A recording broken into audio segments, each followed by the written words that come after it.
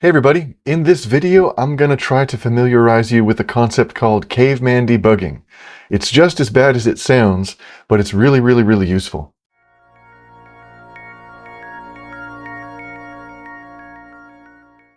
So suppose for the sake of argument you're writing a program. I'm going to show a C++ program here, but this concept is not just for C++ debugging. It's also for assembly and any other kind of language that you can come up with. But suppose I have a program and I'm trying to figure out why it's not working. So if you look at this program right here that I've kind of written up already, we have a main function here, and we have like a little hello message. That's not my name. I love that name though. And we have a variable a, and then we just sort of do some nonsense to it to try and compute a value for a. When I say nonsense, I mean literally I just made up instructions. The point of this video is not to show you some advanced program. It's just to show you that, this is how you can possibly debug a program that has gone awry. So you can imagine at home that this code you're seeing right here might be your larger project, your larger code base, whatever it is that you're doing that is not working for some reason, and you're not sure why. So let me run the program real fast. It basically is just like a little for loop, and then it just sort of, not randomly, but it just kind of increases the value of a for no reason a bunch of times. And then it calls a function that will crash later. So let me show you what happens when we try to run this program. Okay, doop. Okay. I'm going to go clear and make run. If you don't know how to do a makefile or compile or link or anything like that, then go see my other videos. So clear and make run. What did I do wrong? Temp result was not declared in this scope. Okay, well, this is now a video on reading compiler errors. Line 59, I probably left something out. Oh, because I just changed it. I forgot to put it back in there. Return temp result. We should just return input times 2. And I'm just making this up. It's not really like a valid algorithm. Okay, so we run our program. We print the final result, and we realize for some reason the final result is wrong. So I just made this up, so I don't really know what the right answer is. But just imagine that you are looking at some sort of an output, some sort of a final state, maybe a crash, and you realize, oh, my program doesn't work, but it's too complicated to figure out. Caveman debugging to the rescue. Caveman debugging kind of is as bad as it sounds. It's just really simple, but it's also really useful, especially if you just want to do a quick little, check on your code to see what's going on. You don't want to dive deep into a full-on debugger or do something more advanced. It literally is just printing a lot of things while your program is running. I do it all the time. I usually don't even go to a debugger unless I really get in trouble with like some huge mess. Okay, so the first thing I'm going to say is in this for loop, we're kind of like iterating it 100 times. And so probably this is a good idea to announce that we're iterating in the for loop. So I'm just going to go cout. In C++, we have the cout object that we can use to stream texts to standard output, which usually goes to the terminal. So use whatever construct you're using for your particular language. So we're going to do cout. And I should say also, if you're programming in assembly, it's a little bit more complicated than just writing a cout. You probably have to have some pre-computed messages, and then you can use a library to print a number to the screen, or use printf to print stuff to the screen, but you can do it. It just takes a little bit longer. So anyway, conceptually, I'm just going to say this is the first iteration of my loop, so I'm going to sort of announce it. I'm going to say main, and then I'm going to call it main for, or how about primary for, or first for. There's only one for, but I want to try to label the for loop. And maybe instead of leaving those parentheses blank, I could say iteration number I right there, or maybe I could do iteration I. That would be pretty good. Then I just have to replace the I with the actual variable I so that the I keeps increasing. So I'm just going to like do another stream operator here, and I'm going to say I. Then I'll print a new line. So we've got, one iteration of our loop. Maybe, I should also print what is the current value of a, because the point of this, weird nonsense code is we're coming up with a value for a, right? So I should just print what a is at the top of each iteration of the for loop. So I'm going to say a is equal to, and then do another a at the end of it. And then maybe at the bottom of the for loop, when the for loop is actually ending one of its iterations, I can just say we're at the bottom of the iteration. So maybe I'll put end iteration and then print the final value of a. And then at the top, I'll say begin iteration. At this point, you might start to feel like, hey, aren't you using too many words here? Like, why can't I just print a bunch of numbers? I mean, you could, but when you're coding, you need all the brain power you can get to not just code, but to debug. Coding is already hard enough without making it harder for yourself than you need it to be. So, I see people all the time, they're trying to debug their code and they just like start printing numbers. And after not very long at all, they're looking at the debug output and they're just like, what did that number mean? Where is the number I'm looking for? It's just a bunch of numbers. It's harder to debug when you do it that way. Do it the nice and pretty way. It just costs you a couple of extra keystrokes to do, nice letters and new lines and things, nice words, labels. Isn't that still a lot better than debugging for an extra 6 hours because you can't really understand what you're seeing? Anyway, let me show you what this looks like so far with just those 2 lines added. Now we can kind of see, all right, on iteration number 61, where I was 61, then, this was the first value of a, and then after that, this was the second value of a, when we were finished with the iteration. It seems to have gone up by a certain amount. It was like negative blah, blah, blah, 836, and then negative blah, blah, blah, 708, so it kind of increased in value. All right, that's a little bit helpful. Now is a really good place to print our decision points. So anytime in your code where you have an if or an else or a function call or anything where you are kind of like, making a decision or processing your data in some way, it's probably a good idea to announce your decisions. So I could say up here, I can go, maybe I'll say main first for, and then I'll call it, maybe I'll do a double colon there and I'll say top if, just to make it easy to read that I'm kind of like at the first if statement. Maybe I'll even put parentheses. I'll say a is more than 20, just to kind of like name what I'm actually doing. And then I could replace the a with the actual value of a. So I could say a like that. And maybe when I'm reading this later, I might want to kind of actually see the variable name. So I could say, you could just like put a as a string and then maybe its value in parentheses or something like that.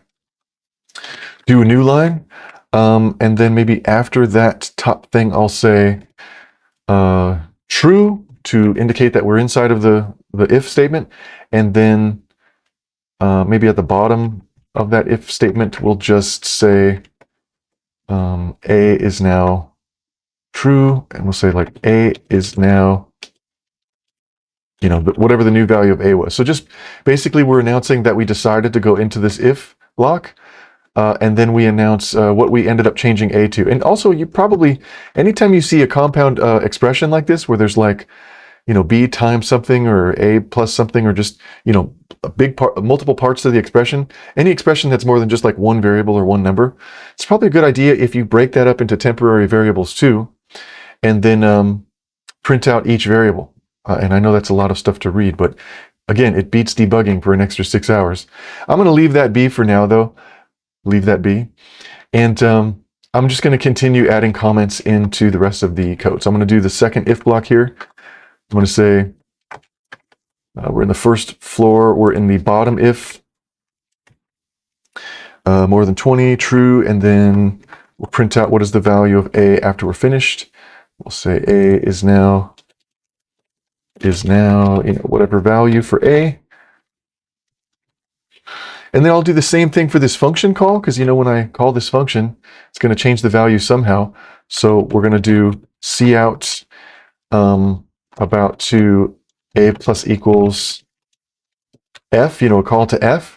And then inside the arguments, I'm obviously putting I plus 3. But because I is a variable, we could just print that. So I'm going to do quote, quote, and then just stick the actual I in there. And then another new line. And then when I'm finished, I'll say finished a plus equals f. And then I'll just say, a is now, a print the new value of A. You could also say A equal A, and then print the value, whatever you want. But the point is I'm just printing everything here. So now let's go down a little bit more because there is a function call. If you look at this function call down here, here's like some nonsense that's not being used. Here's some other disabled code.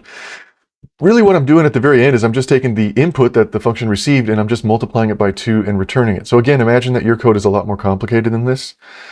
Maybe input times 2 is actually input times 2 divided by 3, and then some other function call, and then some other this and some other that and whatever. So a lot of people will just kind of stuff like a really complicated expression in one line or one assignment or one return statement. And that's super confusing because you can't really be sure that every part of the expression is as you thought. So it's a really good idea to break it all up into parts and print each part. So you could imagine that we have like a cout here, and we'll say cout, begin F. I'll say like begin for F, and then F receives an input of input, do an endl, and then I'll make a temporary variable here. I'll say int temp results equals input times 2, and then I'll print that F, and maybe I'll do the input again.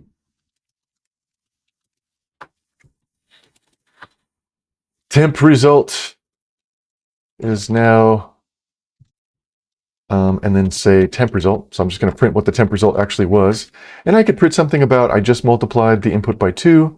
And then, the more complicated your expression is, the more temporary variables you want to use, and just kind of print every single one of them and print, this new variable is the result of dividing by 2. This new variable is the result of calling some other function, and so forth. So then we have like basically a pretty good idea. Maybe at the end though, instead of multiplying by 2 again, you want to make it more consistent with your debug output. So like here, temp result is obviously going to be the result that I return. Why would you do the expression all over again for the return part when you could easily get it wrong? Why not instead just return the temp result that you made, right? So then that way your output completely matches what you're actually returning. And for now, I think that's all we need to do. Let me run it one more time, and then you'll see a bunch of stuff. Now, we have a lot of information that we can use to trace how our program was thinking and hopefully find the problem. But isn't this like it's starting to get a little bit hard to read, right? You can see that there are kind of blocks happening whenever we iterate. So, for me, I always try to keep in mind you need all the brain power you can get. Why not just format it a little bit better so it's really easy to just very quickly look at one block and see, that all the couts kind of like belong together. So I'm just going to add one more cout in the main for loop here. Just at the very bottom, I'm going to go cout and L just so that I get a new line. And then if I run the program again, notice how it's easier to see the blocks. Like, oh, that's clearly one iteration right here. Your mind just grabs onto it faster, and that increases your brain power and makes it easier to debug and read the debug output. So I can go, all right, okay, so we're right up here. Oh, around iteration number 83, A was this number, and then it got increased by this other number, and the reason that happened is because the function returned 172, so it basically increased it by 172, and then it ended up being that number. Oh, okay, I think I see what went wrong. Oh, no, right? In this particular program, if we scroll up just a little bit, we can probably see that the integer is overflowing, right? The integer was getting bigger and bigger and bigger here, and then eventually it jumped into the negative at some point. So right here we can see, oh, okay, when did this number become negative? Suppose we didn't want it to be negative. What was this? This is like a million. This is a billion. No, wait. This is, no, that's a million right there. So it's like 299 million, and then it overflowed. Oh, no, it didn't overflow. It started at 299. Then at the bottom, it was sitting at 899 million. That's kind of close to a billion. And it did jump up from 300 million to 900 million. So that's a jump up of like 600 million. Oh, it's like kind of jumping up faster with each iteration. Oh, and I'm using a 32-bit signed integer, which has a maximum value of around 2 billion. So now I could possibly realize at this point, oh, I think maybe the number is just like, it became too big. and I need to change my data type, or I need to change my algorithm for some reason, right? So you can kind of get to the bottom of things pretty quickly. So here's another problem that people encounter when they're using Caveman debugging. Basically, you add all these cout statements or print statements or whatever you're doing in whatever language you have, and then when you're finished, you're kind of like, well, I guess I need to delete all of these couts because I don't want all of this, junk being printed in my program after I fix the problem. Or maybe you're trying to debug a different part of your program. So then you start commenting out all the print statements, or you start, deleting them or whatever. And then whoops, later on you realize maybe that part of my program was not actually fixed and I have to add all the couts all over again from scratch. That costs time. So that's not fun. So here's a trick that I like to use. It's called a short circuit. It's sort of like a beginning C++ thing, or just when you're first learning how to use logical operators for Boolean expressions. So I'm going to do a Boolean, and I'm just going to name it after what problem I'm trying to solve. So we could just call this, main couts or something like that. I don't know, primary problem. I'll call it primary problem. Couts. Start the Boolean as true, because then what'll happen is we can then short circuit all of the cout statements. We can say primary problem couts and cout, like that. And the way the short circuit works is if you have a logical AND expression, you can see right here we have two sides of that statement now. One's on the left, which is just the Boolean, and one's on the right, which is the cout object. If we have a logical AND, then 1 and 0 is equal to 0. True and false is equal to false. So both things have to be true for the expression to evaluate to true, which means if the first thing is false, there's no point in even looking at the second thing at all. Because if I set that to false, then the second part, the cout, it doesn't matter. The whole expression is going to evaluate to false anyway. So the logical operator itself will just, block out the rest of the statement. That's called a short circuit. So I'm going to copy the short circuiting to all of my cout statements like this. Okay. And doop, doop, doop, doop, doop. Okay. Do that, and then the cout there. And I guess I'll leave the final result there. And for the moment, this is just a regular function. I can't, for the time being, apply the short circuiting to this other f unless I do a separate Boolean. But keep in mind, if this was a class and you had two different methods that you wanted to short circuit couts inside of at the same time, you could just use a member variable and name it after the problem you're currently trying to solve, and then just short circuit each cout in the appropriate method with that Boolean. So I guess in this regular program that doesn't have a class, I could move the Boolean into the global if I wanted to, but I'm not going to right now. And if you're writing assembly or some simpler language and you're thinking, hey, I can't short circuit in assembly or some other language, well, you could write a function that just takes a couple arguments. You could write a function that takes a string to print and maybe a number to print, or just, something simple like that. And then in the function itself that prints, you could call it debug print if you want. Have it look at a global variable or a define that you've set up at the top of the assembly module, which you can just turn on and off, like just do a data byte and set it to a 0 or set it to a 1. And then the function debug print will just look at that variable to decide whether or not it's going to actually print or not. So, it's a little more complicated in assembly, but you can do it. Basically the same concept. Let's run this again just to make sure it still works. Okay, so it still works. So now suppose I want to turn off all the cout statements. If I just change the true to false, notice how it's all gone, except for the stuff inside of f, which I told you I wasn't going to touch. But notice how easy it was to mute it. And then if I want to bring it back later, I just go true to unmute it. Of course, if you want to do a little bit more typing, you can also do if statements, like if this condition is true and that condition is true, then print the debug statement. So then you can have a more complicated way of muting and not muting, but I'm going to leave it as is right now. Let's see, what else do we got here? I think actually at this point, this is the basic idea of Caveman debugging. Just basically print everything, print all of your decision points, use pretty labels that are really, really easy for you to understand, use formatting, so that your brain doesn't have to struggle to understand what you're seeing. If you just print a bunch of numbers, you're going to be shooting yourself in the foot. And use short circuiting or if statements to selectively mute them so you can do less typing and debugging the debugging and so forth. But yeah, I think this is all I really wanted to show you in this particular video. I hope you feel like an expert in caveman debugging. I certainly am. And it, it kind of fits my personality a little bit. I'm like, what's going on? And like I said before, you can use a proper debugger. It's probably a better idea, but I usually don't unless I'm in big trouble and I have a huge mess on my hands. I usually just go directly to Caveman Debugging. We'll look at the same piece of code in my next video that I'm going to publish, which is going to talk about using a proper debugger. So watch the next one also. But for now, I hope you've enjoyed this video. Thank you for watching. I hope you learned a little bit and had a little bit of fun.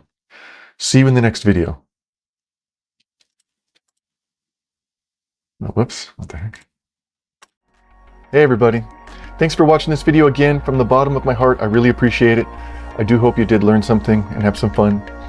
If you could do me a small little favor, could you please subscribe and follow this channel or these videos or whatever it is you do on the current social media website that you're looking at right now.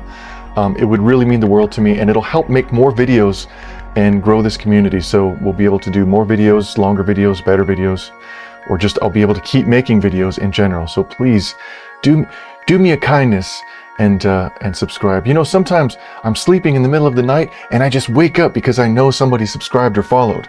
It just wakes me up and I get filled with joy. That's exactly what happens every single time. So you could do it as a nice favor to me, or you could troll me if you want to just wake me up in the middle of the night. Just subscribe and then I'll just wake up. I promise that's what will happen. Also, if you look at the middle of the screen right now, you should see a QR code which you can scan in order to go to the website, which I think is also named somewhere at the bottom of this video. And it'll take you to my main website where you can just kind of like see all the videos I published and the services and tutorials and things that I offer and all that good stuff. And if you have a suggestion for clarifications or errata or just future videos that you want to see, please leave a comment. Or if you just want to say, hey, what's up? What's going on? Just send me a comment, whatever. I also wake up for those in the middle of the night. I wake up in a cold sweat and I'm like, it would really mean the world to me. I would really appreciate it. So again, thank you so much for watching this video, and enjoy the cool music as I fade into the darkness, which is coming for us all.